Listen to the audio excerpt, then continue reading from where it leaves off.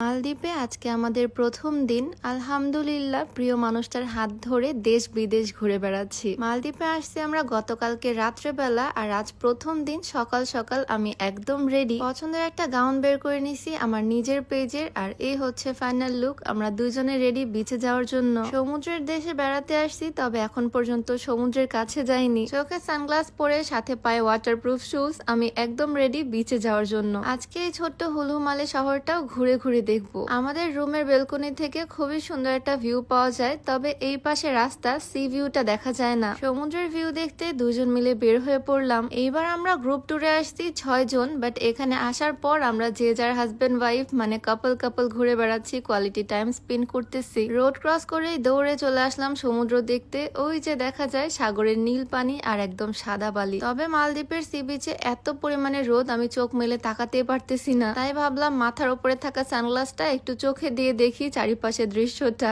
এতদিন তো অনেক রকমের সি বিচ দেখলাম দেশের মধ্যে, বাট দেশের বাইরে এসে এইরকম সাগরের পরিষ্কার নীল পানি আর সাদা বালু দেখে আমি পুরাই অবাক। সমুদ্রের আসল সৌন্দর্যটা তো এখানেই বোঝা যাচ্ছে। আমাদের বাংলাদেশও কিন্তু কম সুন্দর না, তবে বাংলাদেশে কখনো আমি এত পরিষ্কার পানি আর পরিষ্কার বালু দেখিনি। দোলনায় বসে আমার ড্রেস ঠিক করতেছি যাতে পানিতে ভিজে না যায়। আজকে আমি আমার নিজের পেজের একটা সুন্দর গাউন পরে বের হয়েছি, পিঙ্কিশ একটা টোন। ভেবেছিলাম সমুদ্রের পাশে দাঁড়িয়ে সুন্দর গাউনটা পরে কিছু ছবি তুলবো, তবে এত পরিমাণে রোদ আমার চোখ একদম ঝলসে যাচ্ছে। তাই বিচ থেকে উঠে এসে ছায়ায় বসে একটু রেস্ট করতেছি। আমার বিজনেস পেজ মাহা থেকে তোমরা এই সুন্দর গাউনটা পেয়ে যাবা একদমই স্টুডেন্ট বাজেটে। গাউনের ঘেরও থাকবে প্রচুর, ফেব্রিক্সটাও খুবই সফট আর হিজাবটাও একদম 90 ইঞ্চি লম্বা। হাতাতে খুব সুন্দর করে ফ্রিল ওয়ার্ক করে দেওয়া থাকবে, কালারটাও খুবই সুন্দর আর সাথে এত ঘের। রেগুলার ইউজের জন্য বা ট্যুরের জন্য একদম বেস্ট কমফোর্টেবল গাউন। মাহা পেজটা আমি ডিসক্রিপশনে মেনশন করে দিয়ে রাখবো, চাইলে তোমরা ভিজিট করে আসতে পারো। বাই দ্য ওয়ে আমার অ্যাক্টিভিটিসে কিন্তু বোঝা যাচ্ছে আমি কতটা এক্সাইটেড আর কত হ্যাপি। আমি লাইফের প্রথম সমুদ্র দেখেছি কক্সবাজারে, তাও আমার এই প্রিয় মানুষটার হাত ধরেই। আর 1 বছর না ঘুরতেই বাংলাদেশের সব জায়গায় ঘোরা শেষ করে আমরা চলে আসলাম বিদেশে আমার পছন্দের সমুদ্র দেখতে। সবকিছু আসলেই স্বপ্নের মতো সুন্দর, তবে অদ্ভুত যে বিষয়টা আমার কাছে লাগলো সেটা হচ্ছে এখানকার ওয়েদার। এখনই মেঘলা টিপটিপ বৃষ্টি পড়তেছে, আবার একটু পরে এরকম কড়া রোদ। সবাই মালদ্বীপের সুন্দর ওয়েদারটা এনজয় করতেছি যে যার মতো। একটু পর পর মেঘলা আকাশ আর একটু পর পর টিপটিপ বৃষ্টি, তারপর আবার রোদ। ওয়েদার যেন একদম গিরগিটির মতোই রং বদলাচ্ছে।